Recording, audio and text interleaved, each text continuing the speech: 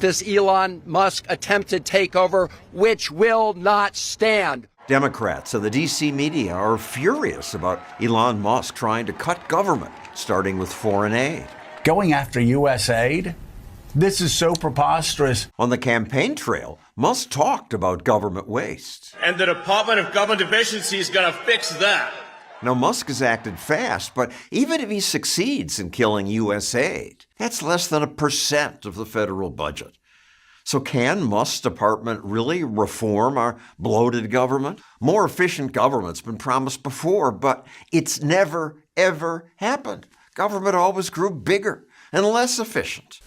The bureaucrats' endless rules will make things tough for Doge, which is why many say, rename Doge DOA. Dead on arrival. Going to cut $2 trillion from the budget. It's a joke. Reformers have long tried to reduce spending growth by mocking some of it. We're spending $700,000 studying how male parrots attract a female. And more than $100,000 to study finger snapping. The National Science Foundation actually said they were inspired to do this by Marvel villain Thanos.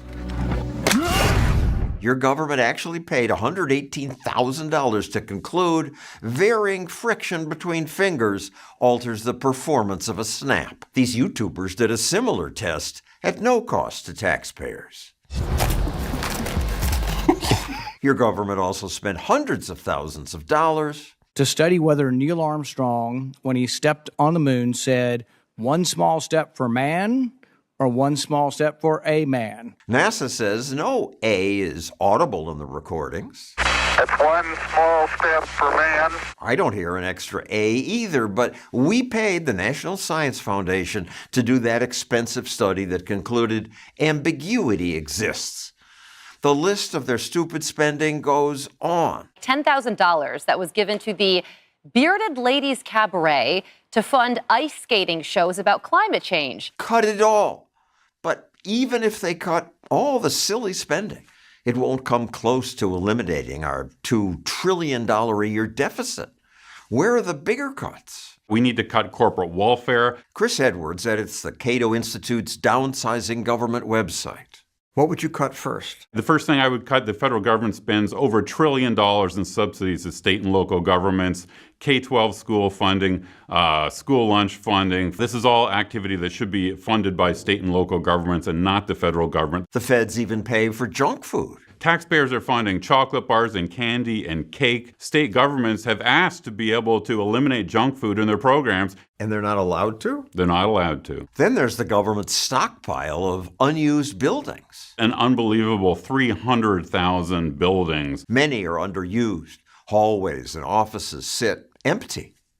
On top of that, the feds own most of the land in the West. Most of it. We don't know the market value. It is in the trillions. So the federal government could really make a big dent on federal government debt if it sold a lot of that land. But they don't. Instead, they spend millions buying more. At least now, President Trump is making some cuts.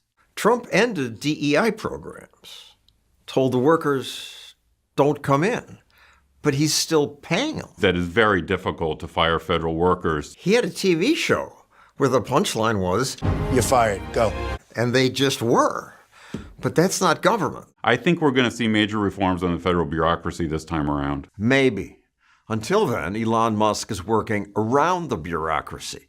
Since government workers are so hard to fire, he sent an email to almost all of them offering 8 months paid leave if they just quit. But even if Trump fired every federal worker, that still wouldn't come close to eliminating our deficit because politicians won't touch the biggest spending.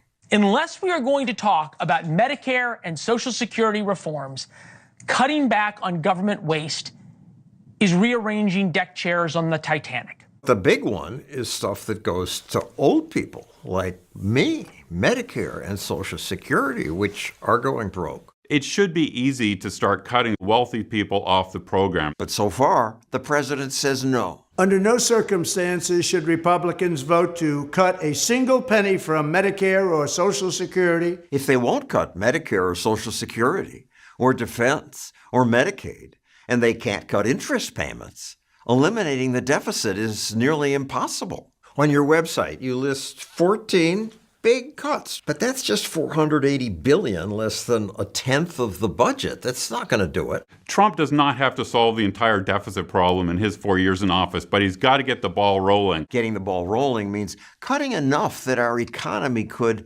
outgrow our debt. We don't have to balance the budget today, just change the trajectory. But how can the private sector grow when there are so many regulations? SpaceX had to do the study to see if Starship would hit a shark. And I'm like, it's a big ocean, you know. There's a lot of sharks. It's not impossible, but it's very unlikely. Eventually, SpaceX got a pass on the sharks. And then we thought, okay, now we're done. And they said, but what about whales? I'm like, it goes on. And then there's like, well, what if the rocket goes underwater, then explodes, and then the whales have hearing damage? Like, this is real. Maybe Doge will change things. Hope so. Today's rules and spending are absurd. Can they be reformed? Chris Edwards says, it can be done. I'm skeptical. On the other hand, Donald Trump and Elon Musk sometimes do surprising things. Take over, Elon. Just take over. We here at Stossel TV are a private business, so we don't waste money like the government does. If you want to help us produce more videos, please click that button.